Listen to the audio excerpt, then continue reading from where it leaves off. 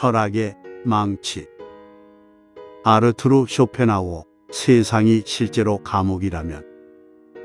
시작합니다. 만약 이 세상이 거대한 감옥이라면 어떨까요?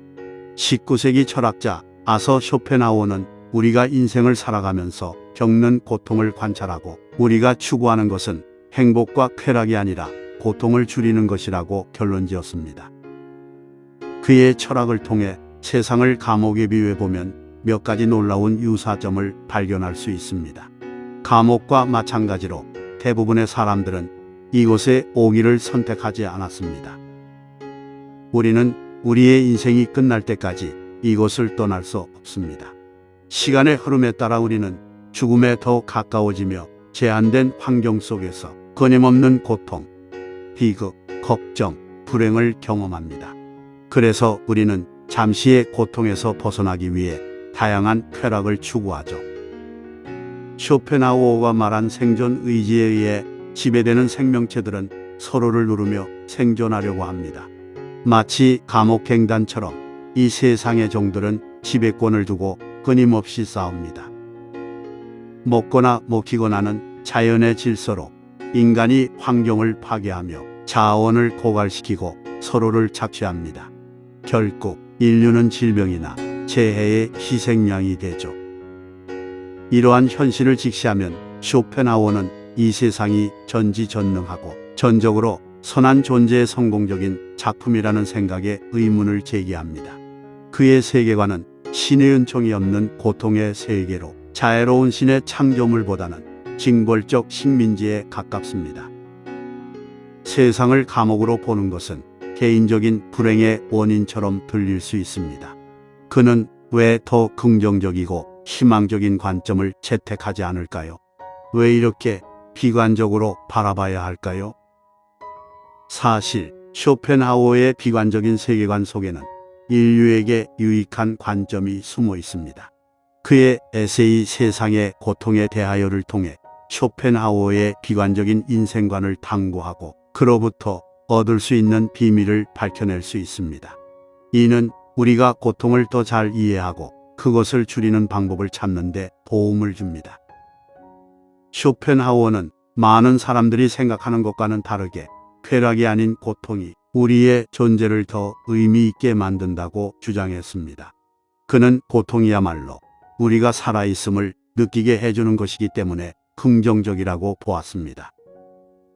반면 선은 단지 고통이나 방해 요소가 없는 상태로 그 자체로는 특별한 의미를 가지지 않는다고 했습니다.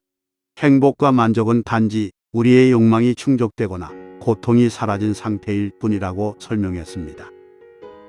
따라서 고통의 경험이 우리의 욕망과 필요의 원천입니다.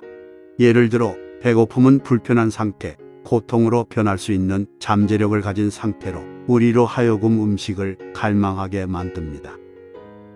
그래서 먹는 것은 긍정적인 경험이 아니라 고통이나 결핍감에서 비롯된 욕망을 충족시키기 때문에 쾌락으로 여겨지는 것입니다. 쇼펜하우어에 따르면 이 세상에서 고통은 쾌락을 훨씬 능가합니다.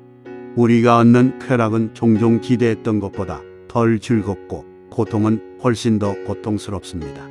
다른 동물을 먹는 동물을 보고 먹는 쾌락과 먹히는 고통을 비교해보면 어느 쪽이 더 큰지 쉽게 알 수 있습니다. 쇼펜하우어는 인생을 실망뿐만 아니라 속임수라고도 부릅니다. 일반적으로 인생은 나이가 들수록 더 고통스러워지며 비극을 연이어 경험하고 병과 죽음에 점점 더 취약해집니다. 비록 인생이 불행의 연속으로 펼쳐지지만 우리가 아직 젊고 이상적일 때 세상은 매우 희망적으로 보입니다.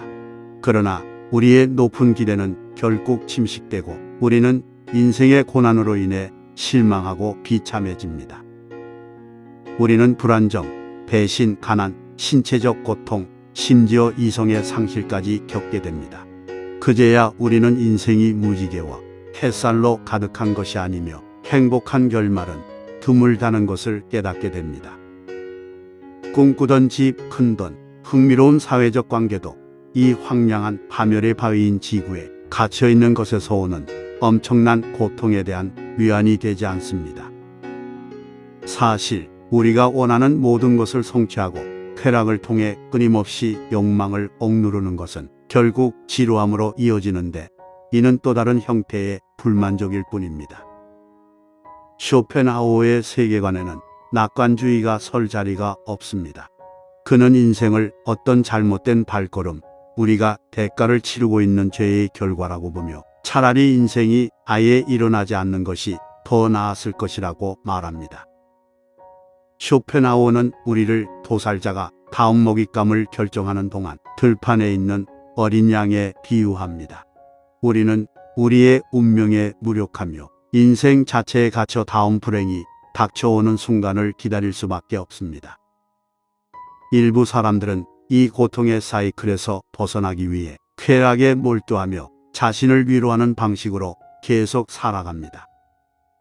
그래서 우리는 과거의 슬픔을 잊기 위해 술을 마시고 다가올 불행에 대한 걱정에 사로잡히지 않기 위해 산만함에 빠집니다. 우리는 죄수로서 우리의 형벌을 견디며 최대한 고통을 최소화하면서 그것을 참아냅니다. 비록 이것이 우울하게 들릴지 모르지만 쇼펜하우어는 우리가 이 현실을 받아들이기를 원합니다. 그는 이렇게 말했습니다. 삶을 인도할 안전한 나침반을 원하고 그것을 바라보는 올바른 방법에 대해 알고 싶다면 이 세상을 일종의 감옥으로 여기는 것에 익숙해지는 것보다 더 나은 방법은 없다. 우리가 살고 있는 세상은 경쟁, 관용의 부족, 심지어 개인과 집단에 대한 증오로 가득 차 있습니다. 인생이 이미 충분히 어려운데도 우리는 서로의 삶을 더 어렵게 만들곤 합니다. 우리는 서로의 고통의 원천이 되어버렸습니다. 다른 사람들의 잘못을 용서하지 않고 우리에게 고통을 준 사람들을 증오합니다. 실수를 한 사람들을 지나치게 비판하기도 합니다. 하지만 결국 우리 모두는 같은 비극적인 운명, 즉 살아있는 인간으로서 세상의 일부라는 점을 공유하고 있습니다.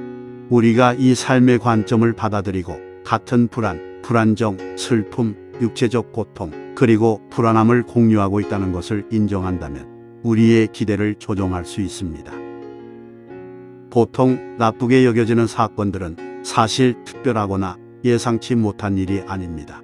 오히려 불행에 기반한 존재의 논리적인 결과입니다.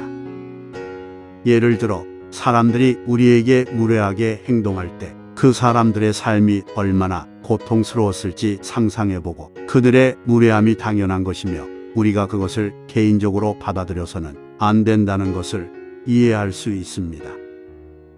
그들도 우리처럼 고통 속에 있으며 결국 죽음을 기다리고 있는 죄수와 같습니다. 그래서 그들이 삶의 고통을 초월하지 못했다면 사람들이 항상 최상의 행동을 보이지 않는 것은 이해할 만합니다. 관용과 함께 쇼펜하우어는 그의 비관적인 관점이 연민의 기회를 만든다고 지적합니다. 이것이 핵심입니다. 연민은 다른 사람들의 고통이나 불행에 대해 동정과 관심을 불러일으키는 능력입니다. 삶이 가져오는 엄청난 고통과 아무도 여기에 있기를 선택하지 않았다는 사실을 고려할 때 연민은 이 감옥에 참여하는 모든 사람에게 답이 된다고 말할 수 있습니다.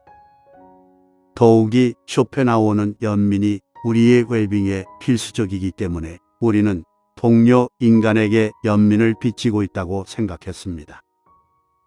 연민에서 나오는 것은 서로 돕고자 하는 우리의 의지, 다른 사람의 결정을 받아들이는 능력, 그리고 우리가 서로를 적이 아닌 쇼펜하우어가 말한 동료, 고통자로 바라보는 선택을 했기 때문에 이 집단적인 형벌을 더 견딜 수 있게 만드는 우리의 경향입니다. 쇼펜하우어의 철학은 우리는 모두 인간으로서 고통을 공유하고 있으며 서로에게 연민과 이해를 가져야 한다는 메시지입니다. 우리의 기대를 조정하고 다른 사람들의 고통을 이해하며 연민을 통해 서로를 돕는 것이 중요합니다. 이렇게 함으로써 우리는 더 나은 세상을 만들 수 있습니다. 여기까지입니다. 감사합니다.